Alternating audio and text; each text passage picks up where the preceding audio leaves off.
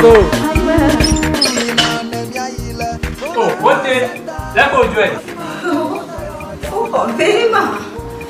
Bà đã quên làm đồ cái tụi bụi, ta nhận too much traditory, một vài những warm rất là khéo. Oh, những mà vật phẩm, những mà thật mà thùng, mà nó chỉ có vô cùng. that is not the Abraham if I can't lay a party to point of boy hour. But the husband didn't know fear. Coco in a dinner for Garawunya, Yapon or Passy Blanco, who went on Yan Kurama. Well, a party cocoa for Yahoka Catara. Mà nó chỉ có Va vai batacano sugo, itabiga da de Sacramento, vola paticawa, Busiolo, Wetofina. Bây giờ Volla to bo. Ye man no Chicago. Makbong jaja. Volla chika no plan. Na zama. Fiva nana kama furaga nao. Mashama nazi. Nyapa tuto wala tuto fita. Itanya za Volla chika. Nyatuma toro ha. Woza Volla chika fufu jijila ama. This Volla piki. Yeah. Volla baby. Mauna yura Volla to.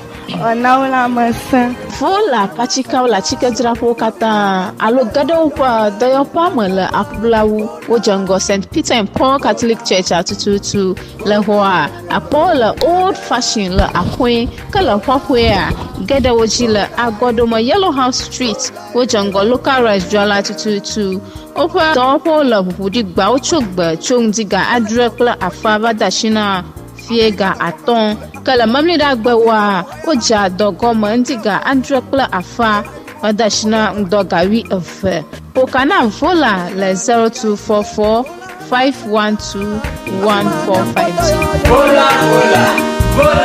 Nina nemiayi, Volla Herbs Center. Afima mi apoto yola, nyateba Volla. Fifa low, Aproli le food now, Alele le food now, Tomaru le food now. Achite padaka, Ufuto makata, Maleto one you Etima Clonoba, Naila Volla Herbs Center. You can let them go applaud. Victoria Park. Afima apoto. What to come? What puto? Wofukame. Wofukame tutu dokata. Volla Herbs Center. Dr. Prosper Debeneva. Apoto. Come on. Volla.